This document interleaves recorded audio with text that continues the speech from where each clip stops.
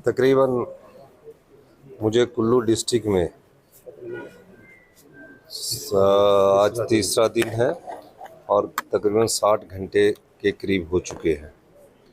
मुझे खुशी इस बात की है, मैं सभी अधिकारियों का, पुलिस प्रशासन का धन्यवाद करना चाहता हूं और बिजली विभाग के और पानी के सभी लोगों का, अधिकारियों का धन्यवाद करना चाहता हूं कि 48 घंटे में पहाड़ की स्थिति को देखते हुए हमने टेम्परेरी बिजली भी बहाल कर दी है, पानी भी बहाल कर दिया है, मोबाइल कनेक्टिविटी भी बहाल कर दी है और तकरीबन 70,000 पर्यटकों में से 60,000 पर्यटकों को हमने यहाँ से सेफली निकाल दिया है।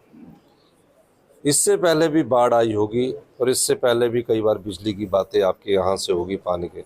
कभी आपने इतना स्पीड अप काम देखा है? क्योंकि पूरे क्षेत्र में हमने कुल्लू के अरे परे लगे हुए जो हमारे कर्मचारी थे उनको लाया गया और तकरीबन 1000 कर्मचारी इन्होंने युद्ध स्तर पर इस कार्य को किया और इस कार्य को करने के बावजूद मुझे इस बात की खुशी है कि हम जो सोच कर आए थे वो सफल हुए। अब मैं थुनाग जाऊंगा और उसके बाद रिकांगपिओ में बादल फटा है, वहाँ 110 के करीब पर्यटक है, उनका रेस्क्यू ऑपरेशन चल रहा है, उनको भी लेने जाऊंगा। और मुझे इस बात को भी कहना है कि जब मैं सुबह यहाँ बैठा हुआ था, मेरे पास जगत नेगी जी और संजय अवस्थी जी बैठे हुए थे और जब मुझे फ़ोन आया कि एयरफोर्स की इनएबिलिटी है क्योंकि वहाँ लैंडिंग पैड नहीं था और पर उन्होंने बड़ी मुश्किल से 7 को रेस्क्यू किया था। जब लैंडिंग पैड नहीं था उन्होंने बोला कि ये जीवन के लिए खतरा है अगर हम वहाँ उतरेंगे। तो हमने फैसला किया कि क्या करना चाहिए। मैंने फैसला किया कि मैं चंद्रताल खुद देखना चाहता हूँ और उसमें हमारे साथ सुंदर ठाकुर जी, सब लोग, संजय अवस्थी जी गए और मैंने फैसले में कहा कि चाहे मुझे वहाँ जाना पड़े तो मैं चंद्रताल जाऊँगा, क्योंकि वहाँ से जो रिपोर्ट आ रही थी तकरीबन 250 के करीब पर्यटक वहाँ फंसे हुए थे, महाराष्ट्र, कर्नाटका और पुणे, इन सब जगह के। उनमें बड़ी पैनिक थी कि हमारी जान बचेगी कि नहीं बचेगी। लेकिन मैं धन्यवाद करना चाहता हूँ कि हेलीकॉप्टर के अंदर ही जगत नेगी जी ने कहा, जिनकी उम्र 65 साल है, संजय अवस्थी जिनकी उम्र 55 साल है, उन्होंने कहा, सुंदर ठाकुर जी ने भी कहा, पर मैंने कहा कि आप लोग कहते हम जाते हैं। और कल रात 2 बजे 3 जेसीबी को लेकर वो चंद्रताल पहुंच गए। सुबह वो 7 बजे चले। थोड़ी एक गाड़ी बर्फ़ -4 डिग्री टेम्परेचर में गाड़ी जमी हुई थी, थोड़ी एक गाड़ी थोड़ी नीचे गिरी ही, उसको भी उन्होंने निकाला, किसी की चोट होने की नहीं है। पहला जत्था वहाँ से निकालकर तकरीबन 60 लोगों का, वो क्योंकि 1 किलोमीटर चलने में 1.25 घंटा लग रहा है, वो लोसर पहुँचा देंगे। ये सबसे बड़ी खुशी की बात है। 4 जत्थों में वो लोग होंगे। जगत नेगी जी उस जत्थे का नेतृत्व कर रहे हैं और डीसी जो एएसपी और मयंक है वो लास्ट जत्थे में आएंगे। गाड़ियां वहाँ जम चुकी है, तो ये हमारे लिए बड़ा सुकून की बात है कि जहां एयरफोर्स का लैंडिंग पैड ना होने का इनएबिलिटी शो की, हमारे मंत्रियों ने अपनी जान की परवाह ना करते हुए जगत नेगी और संजय अवस्थी जी ने रात को 2 बजे मुझे संपर्क किया और अब जब वो चले तब आधा किलोमीटर 9 बजे मुझे जब उन्होंने फ़ोन किया तो आधा किलोमीटर आगे आ चुके थे। उस समय एक गाड़ी को थोड़ी सी खड्ड की तरफ को खिसक गई थी, तो धीरे धीरे वो शाम को पहुंचेंगे।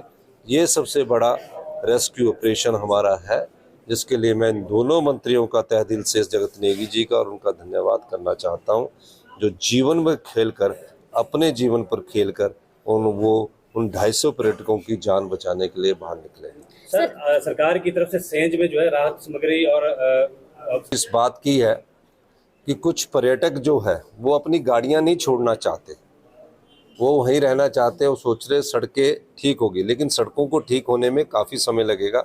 अभी हमने फैसला किया है कि डिप्टी कमिश्नर और एसपी साहब जहां गाड़ियों की एक रिसिप्ट देंगे और जब सड़क ठीक हो जाएगी उस रिसिप्ट को दिखाकर वो अपनी गाड़ी ले जा सकते हैं। इस प्रकार की व्यवस्था हम करने जा रहे हैं। दूसरा, अभी हमारा जो ध्यान तीर्थन और कसोल में जो बसे हुए यंग जनरेशन है उसमें से कुछ आगे हैं, कुछ चाह रहे हैं कि वहीं रहना चाह रहे हैं। इजरायली नागरिक है, उनको इजराइल एम्बेसी वाले चाह रहे हैं कि हम अपने हेलीकॉप्टर से उठा ले, तो हमने कहा आप उठा लो अगर आना चाहते हैं। कई पर्यटक ऐसे भी जो अभी रहना चाहते हैं, तो मैंने उनसे अनुरोध किया है पुलिस के विभाग से, आज हमारे एक एसपी को हम कसोल में ही डिप्यूट कर रहे हैं और वो पूरे उन पर्यटकों से बात करके कि आप गाड़ी के बगैर ट्रांसपोर्टेशन के द्वारा उनको हम लाना चाहते हैं, लेकिन सबका इंटरेस्ट जो अब फंसे हुए 10,000 पर्यटक है कि हम अपनी गाड़ियों के साथ जाना चाहते हैं। तो मैं उनसे भी अनुरोध करूंगा, बहुत बड़ा डैमेज हुआ है, हमें रिस्टोरेशन के लिए टाइम लगेगा, गाड़ियां हम आपको बाद में आपको दे देंगे, हमारा अधिकारी जो सरकारी है उसकी रसीद आपको मिल जाएगी। तो इस दृष्टि से भी हम काम कर रहे हैं। लोकल को राहत कैसे पहुंचाएंगे? बहुत सारे लोग ऐसे जिनको मेरा मानना है कि अभी सैंज पहुंचकर हमने तुरंत प्रभाव से 1 लाख रुपया उन परिवारों को दिया और लोकल के लिए भी अभी डीसी साहब तीर्थन वैली में हमारे अधिकारियों को भेज रहे हैं और जो हमारे और भी राहत शिविरों में सबको 1 लाख रुपया राहत देने का हमने फैसला किया। कल ही 50 लाख का आवंटन जो राहत शिविरों में थे उनको किया। इतना और राहत की राशि भी मैंने काफ़ी बढ़ाई है। इतना तेज कार्य जो हुआ है उसके लिए आप सब लोगों का भी धन्यवाद करना चाहिए कि आपने भी देखा होगा कि इतना तेज कार्य आज से पहले नहीं हुआ। उसके बाद अभी मैंने जल शक्ति मंत्री को भेजा, यहाँ पीडब्ल्यूडी मंत्री को भेजा कि आप लॉस का असेस करो कहाँ है, उन सब की ड्यूटी लगाई है और मैं खुद आज यहाँ से सारा राहत देखने के बाद आज मैं निकल रहा हूँ। आप सब लोगों ने हमारा साथ दिया, बहुत बहुत इजराइल एम्बेसी से कोई सूचना आई है सर? इजराइल 14 विदेशी सैलानी फंसे हुए हैं। नहीं, इजराइल देखिए सारे विदेशी सैलानी, सबसे पहली बात तो सब ठीक है, कोई ऐसा नहीं है। अब कई एम्बेसी वाले सोच रहे हैं कि हम खुद निकाल ले, तो हमने इजराइल एम्बेसी वालों को लॉ कर दिया है कि आप खुद निकाल सकते हैं। उसमें से कुछ इजरायली जो थे कल कसोल थाने में भी बैठे हुए थे, तो उन्होंने कुछ जाना भी नहीं चाहते। अब समस्या ये भी ना, कुछ जाना भी नहीं चाहते, तो कुछ जो जाना चाहते हैं हमने सबको लॉ कर दिया कि अगर आप अपने हेलीकॉप्टर के माध्यम से ले जाना चाहते तो ले जाइए, नहीं तो सरकार जो सुविधा उनके पास गाड़ी की है उसमें उपलब्ध करोगे।